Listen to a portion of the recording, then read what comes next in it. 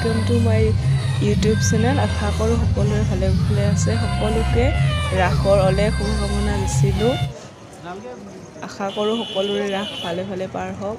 আহকচোন চাওঁ নগৰ পৰা অঞ্চলত পালন কৰা 90সংখ্যক ৰাস মহোৎসৱ। কিছু দৃশ্যাংশ দেখুৱাবলৈ চেষ্টা কৰিছোঁ। আশা কৰোঁ ভিডিঅ'টো সকলোৱে চাব।